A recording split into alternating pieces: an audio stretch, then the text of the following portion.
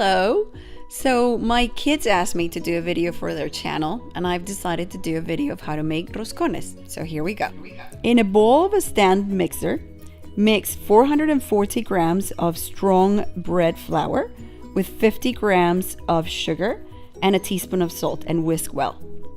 Now for our wet ingredients, we mix 240 milliliters of warm milk with a quarter of a teaspoon of sugar and a packet of active dry yeast. Then you let it sit for about 10 minutes and you will see that it starts creating bubbles.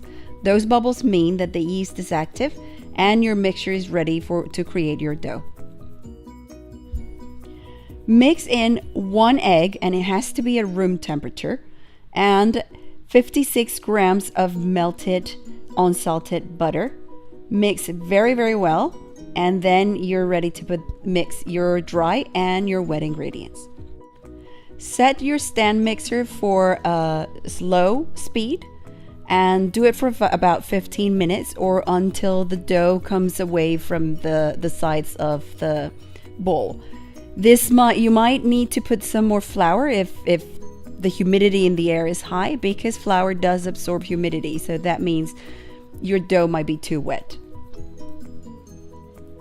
Put your dough on a lightly floured surface and knead it a little bit if it's necessary. Make sure you create as much gluten as possible that when you pull it away, it doesn't rip. If it still rips, just knead it a little bit more until it feels elastic and soft. When you're ready, then just build a bowl and put it in a lightly greased and floured bowl and cover it with clean foil. Is that how you call it? Clean foil? I think so. And then put it in a bowl.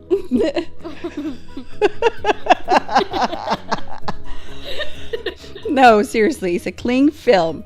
So we put our bowl of dough in the bowl and cover it with cling film, and we let it rest for about an hour or an hour and a half until it grows to twice its size, or when you touch it and put your finger in it, it doesn't come back up. So we did a little time lapse for you to show you how it grows.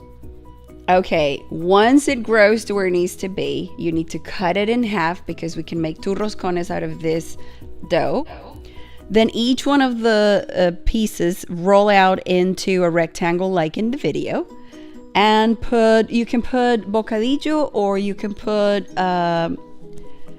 arequipe, and you like arequipe. Yes. And put as much as you want and make sure you roll it very tightly. Once you roll it, pinch the edges very, very well so that the roscón or the arequipe or the bocadillo doesn't spill out. Then once you pinch it very well, put it away. Make the 2 of them and then cut little spaces so that the steam comes out, and also you can see the bocadillo or the arequipe inside, and it comes out and is very delicious. Okay, so now we need to prove these again. They will grow a little bit more, but not twice its size again. So you put a little baking bag on it. I don't like it touching it, so I like to put one of these toys from the kids in there to make sure that the plastic doesn't touch the dough, and I leave it there for about 40 minutes.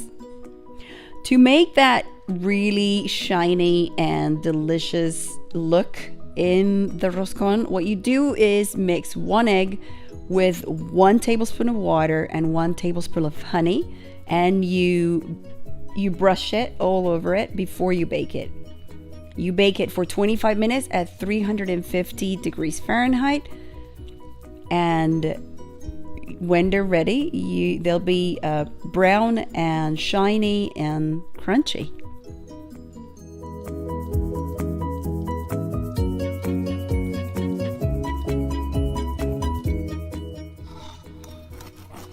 Oh, I love that crunchy sound. I could eat 2 of these in one sitting, couldn't you? Yeah. All right, enjoy.